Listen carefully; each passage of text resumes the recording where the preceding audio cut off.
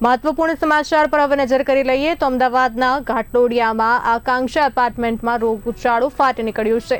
જી હા, 400 જેટલા લોકોને ઝાડા ઉલટીના કેસ અહીંયા નોંધાયા છે। છેલ્લા 3 દિવસથી દૂષિત પાણીની ફરિયાદ હતી। મહત્વપૂર્ણ સમાચાર, ઘાટલોડિયાના આકાંક્ષા એપાર્ટમેન્ટમાં રોગચાળો ફાટી નીકળ્યો છે। આ સાથે વધુ માહિતી આપવા માટે અમારા એસોસિએટ એડિટર ઉમંગ સોની જોડાઈ ચૂક્યા છે। ઉમંગજી, અમદાવાદના ઘાટલોડિયાના આકાંક્ષા એપાર્ટમેન્ટમાં રોગચાળો ફાટી નીકળ્યો છે અને અહીંયા 400 જેટલા ઝાડા ઉલટીના કેસ નોંધાયા છે, શું કહેશો? તમને જણાવી દઉં કે ચોમાસાની શરૂઆત, વરસાદની શરૂઆત થઈ છે અને આવી ગંભીર બીમારીના સમાચાર સામે આવી રહ્યા છે। આ જે ભૂતાન વોર્ડ વિસ્તારમાં આવેલો અમદાવાદનો ઘાટલોડિયા વિસ્તાર, તેમાં આકાંક્ષા એપાર્ટમેન્ટમાં 500થી વધુ લોકોને ઝાડા ઉલટીના કેસનો ફરિયાદ થવા પામી છે। એમાં 2 મહિલાઓને તબિયત નાતંદુરસ્ત તાત્કાલિક હોસ્પિટલ રિફર કર્યા છે અને બીજા 30થી 40 લોકોને દાખલ કર્યા તેવી પરિસ્થિતિ છે। રવિવારે જ સ્થાનિક આકાંક્ષાના ફ્લેટના સ્થાનિક લોકોએ કોર્પોરેટ રજૂઆત કરી હતી કે ભાઈ અમારું ત્યાં ગંદુ પાણી આવે છે, પરંતુ ભાજપ સરકારના ચૂંટાયા પછી પ્રતિનિધિઓ કેટલા બેકારજી છે એનો આ ઉત્તમ નમૂનો છે કે ફરિયાદ કર્યા પછી પણ ફ્લેટના રહીશોએ આ વાતનું ધ્યાન ના આપ્યું ને આટલી ગંભીર દુર્ઘટના સામે આવી છે। તો વિચાર કરો કે ગટરનું પાણી નદી અંદર જોડાઈ જાય, એ પાઇપલાઇન કેટલી ગંદી હાલતમાં હશે, કેવી ખરાબ હાલતમાં હશે, જેથી આ બંને પીવાનું પાણી અને ગટરનું પાણી ભેગું થઈ ગયું છે।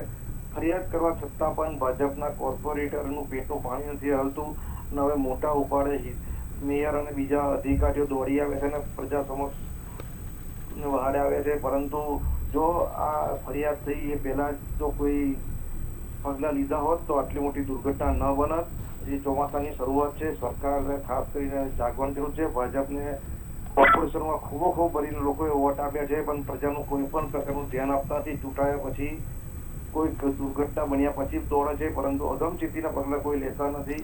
સરકારે હવે જાગવું પડશે કે ભાજપે સરકારે પ્રજાને ખાસ કરીને ભાજપને ખૂબ ભરીને વોટ આપ્યા છે, બહુ બધી ચૂંટાયા છે, છતાં પણ તમે પ્રજાનું ધ્યાન નથી રાખતા।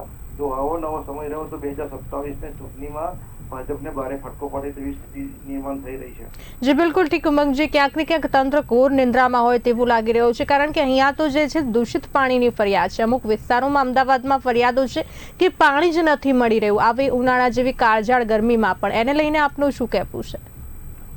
તમને જણાવી દઉં કે કોઈ પણ ખાસ કરીને છેલ્લા 3 દાયકાથી ભાજપનું ગુજરાતમાં શાસન છે અને મહાનગરપાલિકામાં તો મોટા ભાગે ભાજપનું શાસન છે। આ ચૂંટણીમાં બી ભાજપને સ્પષ્ટ બહુમતી મળી છે। ભાજપ બધા જ મોટા વાયદા કરે છે, પરંતુ જ્યારે પ્રજાને ખાસ કરીને છેવાડાનો વિસ્તાર જે પ્રજા હોય ત્યાં પાણી ન, જેવી જીવન જરૂરિયાતની વસ્તુ પાણી ન આવતું હોય તે બહુ ગંભીર બાબત કહેવાય। પ્રજા સ્થાનિક સ્તરે રજૂઆત કરે છે, કોર્પોરેટ રજૂઆત કરે છે, અધિકારી રજૂઆત કરે છે, પરંતુ જાડી ચામડીના સરકારી અધિકારીઓ અને ચૂંટાયા પછી જાડી ચામડીના આપણા ચૂંટાયેલા કોર્પોરેટરો કોઈ પણ ધ્યાન આપતા નથી। જ્યારે ચૂંટણી આવે ત્યારે પ્રજા સમક્ષ આવે છે, મોટી વાતો કરે છે અને મોટા ઠાલા વચનો આપે છે। નરેન્દ્ર મોદીના નામે એ લોકો વોટ ચરી ખાય છે, પરંતુ પ્રજાના સેવા કાર્ય કેવા આ લોકોમાં લેસ માત્ર શરમ હોતી નથી, જેના કારણે પ્રજાને ભોગવવું પડે છે। જી ઉમંગજી, અમારી સાથે જોડાવા બદલ આપનો આભાર। તો અમદાવાદના ઘાટલોડિયાના આકાંક્ષા એપાર્ટમેન્ટમાં રોગચાળો ફાટી નીકળ્યો છે। 400 જેટલા લોકોને ઝાડા ઉલટી થયા છે। ઝાડા ઉલટીના કેસ અહીંયાથી નોંધાયા છે। છેલ્લા 3 દિવસથી અહીંયા દૂષિત પાણી આવી રહ્યું છે તેવી ફરિયાદ છે। એએમસીની મોબાઈલ મેડિકલ વાન પણ સોસાયટીમાં પહોંચી છે। 2 લોકોને તાત્કાલિક સારવાર માટે હોસ્પિટલમાં મોકલાયા છે।